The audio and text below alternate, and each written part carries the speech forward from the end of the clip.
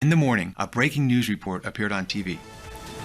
I turned up the volume. Leaving court today is Dr. Michael Kim, a 62-year-old consultant doctor who's claiming obesity has already been cured and that, quote, the fraudulent weight loss industry is hiding it from you. Named in the lawsuit are 3 top weight loss brands with billions of dollars in revenue, where Dr. Kim had worked for over 8 years as a researcher and advisor before trying to go public with the truth. However, today, the weight loss brands won in court again and actioned yet another cease and desist, his 4th this year. Dr. Kim has already spent a small fortune fighting them for the right to reveal what he calls the biggest weight loss secret in the past 100 years. The question remains, will he ever succeed in doing so? Tom? Right. Thank you, Anna. I had to speak to him. Every day, I rang his receptionist to schedule a meeting until eventually he agreed. He was a highly intelligent man, well-spoken and friendly with a great sense of humor. He told me all about his life as a doctor on a tiny tropical island off the coast of Vietnam called Dabac, before moving to the USA to work for some of America's biggest weight loss companies. Did you know Dabac is one of the world's most biodiverse and unique ecosystems, with its lush forests, exotic coral reefs, and packed with flora and fauna, including the beautiful and endangered Dabac langur? In fact, many remedies and medicines for blood pressure, hair loss, and vision health come from the over 800 medicinal and edible plants unique to the island. And while he told me about the wonders of his home island, I told him all about Grace's heartbreaking 16-year struggle with her weight, how it had affected every part of our lives, and our kids too. With Grace's rapidly declining health, we didn't have much time. I begged him for his secret. If there was anything we could do where over a decade of American diets and exercise had failed us. And what Dr. Kim said over the next couple minutes blew my mind.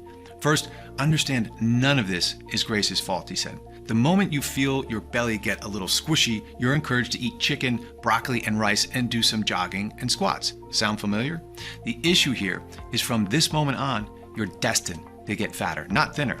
That's how the weight loss industry makes billions. That's how they're designed. After all, when was the last time you went on a diet or skipped meals and the weight stayed off forever?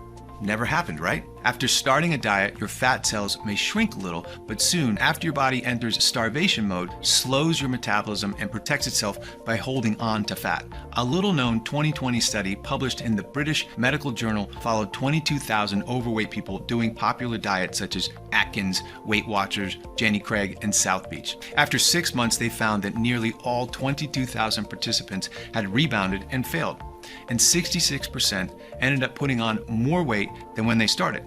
So remember when your diet fails and you feel shame and lack of willpower after eating foods outside of your diet? You're not to blame. Worse, research from Berkeley University, California found dieting just once can cause slow metabolism, hair thinning, hunger spikes, and increased risk of heart disease and osteoporosis. And the slow metabolism damage can be permanent. A study of 16 Biggest Loser contestants found their metabolism months after stopping dieting was still slower by 500 calories a day, said Dr. Kim. The truth, slim people do not diet. They don't need to.